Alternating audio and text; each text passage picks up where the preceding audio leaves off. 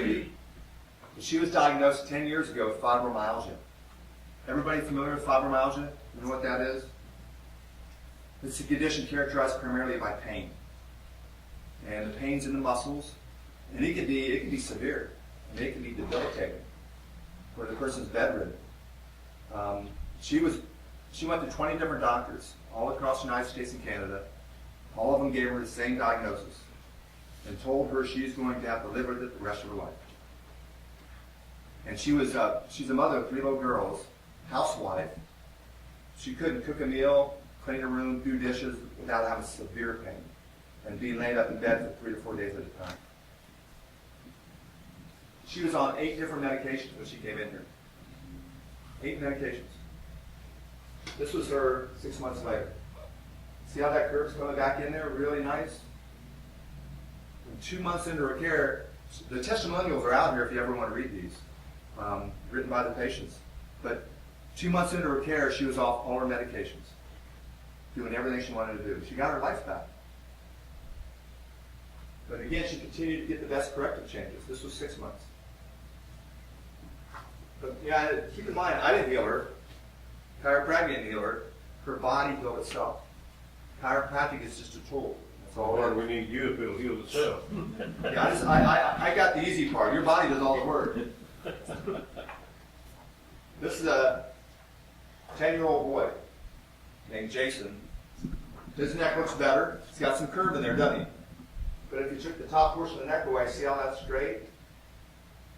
And his head's also shifted forward some off his shoulders. Now, Jason, from the time he was 2 years old, he was getting migraine headaches. And they were so bad, they were occurring 2-3 times a week. And they were so bad, they would just cause profuse vomiting. His mother had taken him to a number of specialist doctors. They took him to Vanderbilt and saw a pediatric neurologist. They did an MRI of his skull, didn't find anything. So what do you think they recommended? Medication. Drugs. Now, you look at medical care, and we need it for certain times and certain things, but you look at drugs or surgery. That's what you're going to get. Now, Jason, when he came in here, was on 4 different medications. One of them was steroids. You ever seen anybody on steroids? It looked like someone that stuck an air hose at him and blew him up because he was retaining all these fluids. Let me ask you this. Do you think somebody gets migraine headaches because God didn't put enough steroids in the body? Does that make sense? That dumping steroids in the body because you're lacking steroids would make that migraines go away? Let me say this. It was a blessing that the migraines did not go away. Because if they did, he never would have came in. And the problem still would have been there. Jason also had chronic ear infections. This was him 3 months later. See how his curve's just a nice arc here? His head's back over his shoulders. After his first adjustment, no more headaches. 2 weeks into his care, his ear infections cleared up and never came back.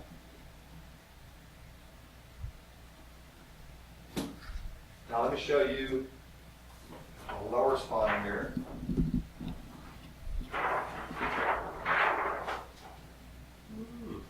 This is looking at a 35-year-old lady from the back here.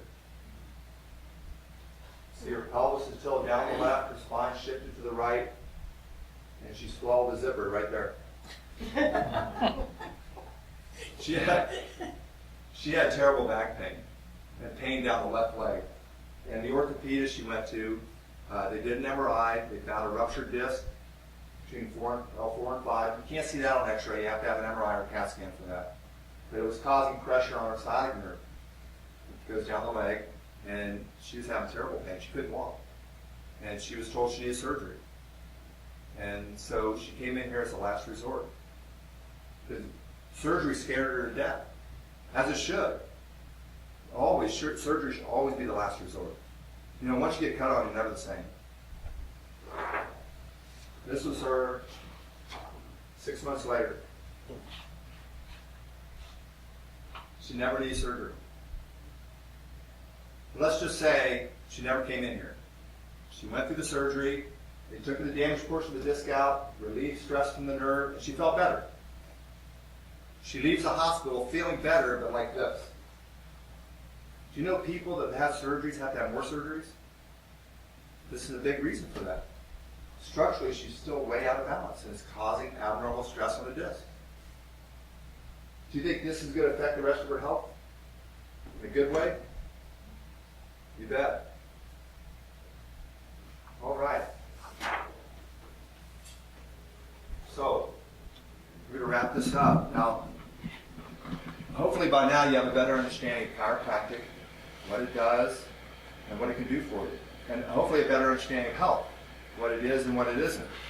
And what I find a lot of people have is a question right now, and that question is, do I have a subluxation? Is this subluxation causing my headaches, or the numbness in my arms, or maybe my wife's allergies, or my son's ear infections? The only way we'll know is have you check, have your family check for subluxations. And if you have subluxations, take care of them. Remove the interference that's preventing your body from expressing health like it was made to. Now, for some of you, over half of you, I think, have already been checked in this office. Your next step is now, if you haven't yet, make the appointment to come back for me to sit down with you and go over your findings. Your exam, x-rays, let you know just what we found and what we recommend for you. All right?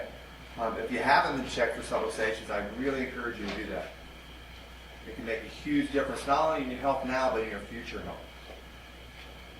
So what I want to do before you go, just take a couple minutes before you leave, is Mel's going to come out here with some clipboards, and all the clipboards are 2 pieces of paper. One piece of paper has some lines on it. What I'd like for you to do is put down the names of people you care enough about you would like to give the opportunity to come in and be checked. No obligation. Don't put any phone numbers or addresses on there. We're not going to bother anybody. For each name you put on that sheet, when you give it back to Melanie at the front, she'll give you a gift certificate to give that person. And it helps with the front end cost. Sometimes, the financial obstacle is what prevents people from coming in, getting checked. There is a catch to it. The only catch is it's good for 2 weeks. And the only reason we put a date on it is so people don't procrastinate about their health. All right. Now, the other piece of paper is asking you a question. And that is, if you want to come in and get checked, or if you've already been checked, it's asking you, what is your goal here at this office? What are you looking for from any care you may need? I'm not asking for a commitment. It just gives me an idea of what you're after so I can fit my recommendations to what your goals are. Because I found out a long time ago that I can't force people to do what I think they're supposed to do. All right? I can give you the information, and then it's your help. And I'll help you get wherever you want to go. So she's getting perfect now. Thanks, guys.